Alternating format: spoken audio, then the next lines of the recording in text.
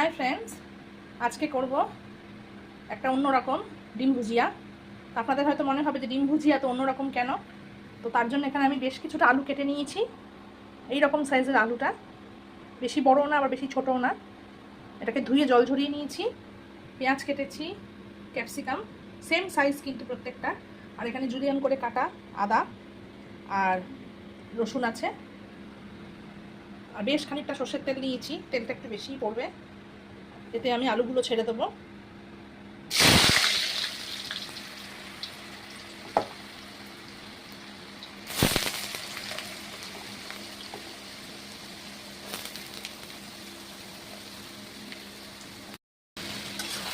পুরো আলুটা আমি দিয়ে দিয়েছি।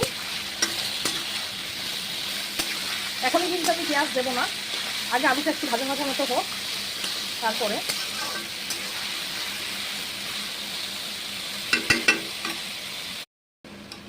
আলুটা দেখুন আমার ভাজা হয়ে এসছে। এবার আমি আলুটার মাঝখানে একটু জায়গা করব।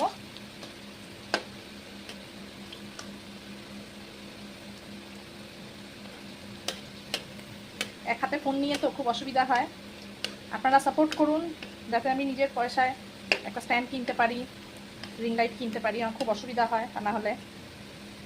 আচ্ছা, মাঝখানটা এরকম জায়গা করে এখানে আমি দিয়ে দেবো জুলিয়ান করে কাটা আদা আর রসুন।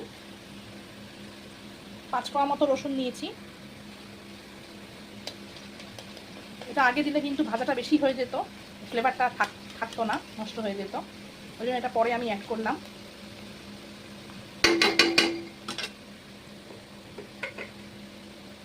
এবারে দিয়ে দেবো বড় সাইজের 3টে পেঁয়াজ আমি কেটে নিয়েছিলাম।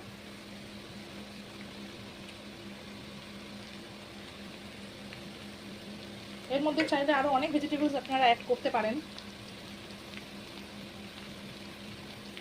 আমার ঘরে যা ছিল আমি তাই দিচ্ছি।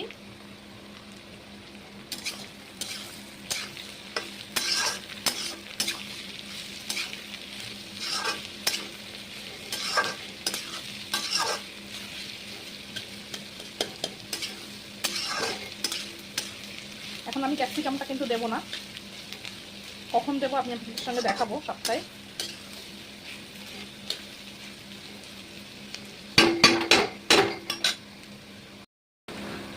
এবার আমি এর মধ্যে দিয়ে দেবো 2টো কাঁচা লঙ্কা চিড়ে জাস্ট মাঝখান দিয়ে একটা কেটে নিয়েছি। যে সাইজের আলু পেঁয়াজ ক্যাপসিকাম কেটেছি সেই একই সাইজের 3টা আমি কাঁচা লঙ্কাও কেটেছি।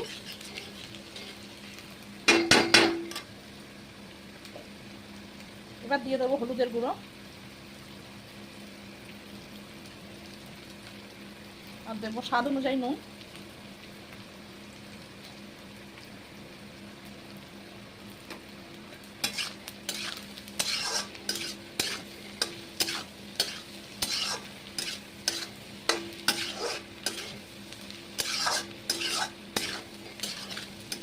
সবসময় তো আর ঝোল ঝাল খেতে ইচ্ছা হয় না, তখন একটু মনে হয় যে এরকম একটু ভাজা দিয়ে ভাত খাই, গরম গরম ভাত সঙ্গে এরকম একটা ভাজা থাকবে।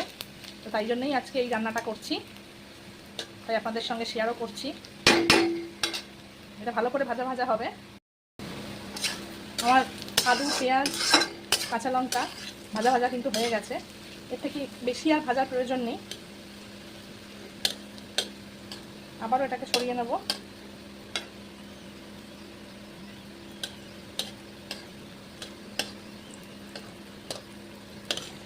এক হাতে করতে খুব অসুবিধা হয়। আমার ক্যামেরাম্যান তার পরীক্ষা, সে পড়ছে, অবস্থা নিজেকেই করতে হচ্ছে। আচ্ছা, এখানে আমি 4টে ডিম নিয়ে নিয়েছি। 4টে ডিম ফেটিয়ে নেব।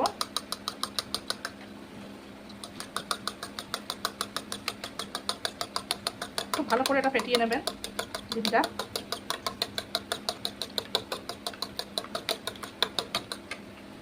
হয়ে গেছে, এটা আমি মাঝখানে দিয়ে দেবো।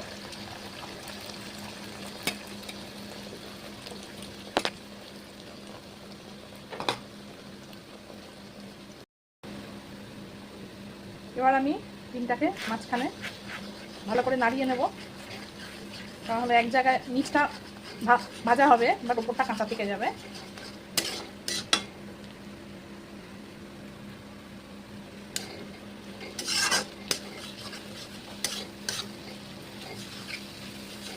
ডিমটা মিক্স করতে করতেই আমি ক্যাপসিকামটা দিয়ে দেবো।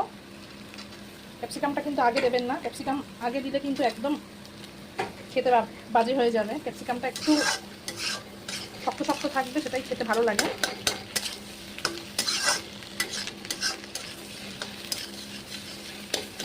ডিমগুলো খুন্তি দিয়ে দিয়ে ভালো করে ভেঙে দেবেন, যাতে ডিম সবাই পায়।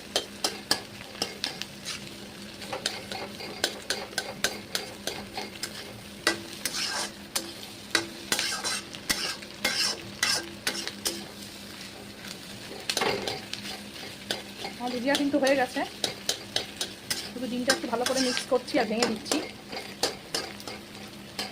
নাহলে কেউ বেশি পাবে কেউ কম পাবে।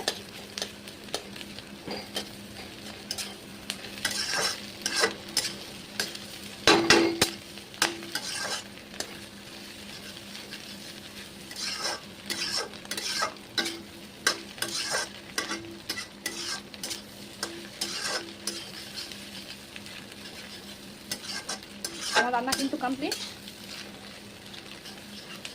কিচ্ছু করার নেই বা কিছু দেওয়ারও নেই, শুধু সার্ভ করবো। সার্ভ করে নিয়ে আসছি। এগ ভুজিয়া এখানে আমি সার্ভ করে দিয়েছি। তো আপনাদের কেমন লাগলো আমার রেসিপি প্লিজ বলবেন। একটু অন্যরকমভাবে করলাম, বাট ঘরোয়া। এমন কিছু মশলা দিইনি যেগুলো জন্য আমার মানে বাইরে থেকে আমাকে আনতে হবে। ঘরে যা থাকে তাই দিয়েই করে ফেলতে পারবেন।